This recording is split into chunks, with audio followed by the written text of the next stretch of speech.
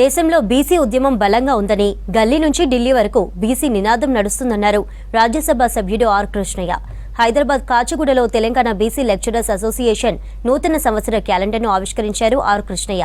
వచ్చేది బీసీల రాజ్యమే అని లెక్చరర్లు, మేధావులు బీసీ ఉద్యమాన్ని మరింత బలపర్చాలన్నారు. ప్రమోషన్లలో రిజర్వేషన్లు లేకపోవడం వల్ల బీసీ ఉద్యోగులు తీవ్రంగా నష్టపోతున్నారని ఆవేదన వ్యక్తం చేశారు. రాజ్యాంగాన్ని సవరించి బీసీలకు రిజర్వేషన్లు కల్పించాలని డిమాండ్ చేశారు. బీసీ మేధావులు బలమైన ఉద్యమాన్ని చేపడితే పాలకులు దిగివచ్చి సమస్యలను పరిష్కరిస్తారని స్పష్టం చేశారు ఆర్ కృష్ణయ్య. మేధావులు, లెక్చరర్లు, ప్రొఫెసర్లు మీరందరూ మీ బిడ్డ స్కందాల మీద ఈ బాధ్యత వేసుకోవాలని చెప్పి బీసీ ఉద్యమాన్ని ఎంతో దూరం తీసుకొచ్చాం. 50 ఏళ్ళ నుంచి పోరాటం చేస్తున్నారు. చదువుకోవాలి, ఉద్యోగం చేయాలి, ఉపాధి పొందాలి, తద్వారా ఈ కులాలు సుఖంగా జీవించాలి.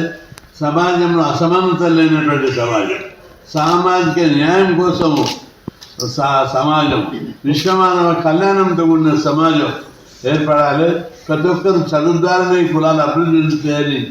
ఎన్నో త్యాగాలు చేసి, పోరాటాలు చేసి, అసెంబ్లీ మీద దాడి చేసిన, సచివాలయం ముట్టడించిన, మంత్రులను గెరావు చేసిన, అధికారులను దుమ్ము లేపిన, గెరావు చేసిన, అది పేద కులాలు చదువుకొని తద్వారా ఈ సమాజంలో మంచి మార్పు తీసుకురావాలని పోరాటం చేశారు. ఇప్పుడు మీ బిజినెస్ కన్నా రాజకీయ నాయకులలో బీసీ ఉద్యమం ఉండొద్దు.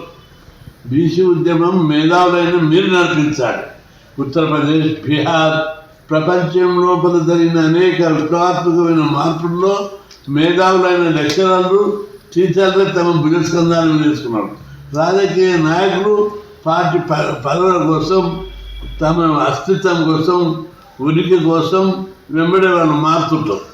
కానీ మేధావులైనటువంటి మీరు సామాజిక బాధ్యతను మీ బిడ్డ స్కందాల మీద వేసుకొని పోరాటం చేయవలసిన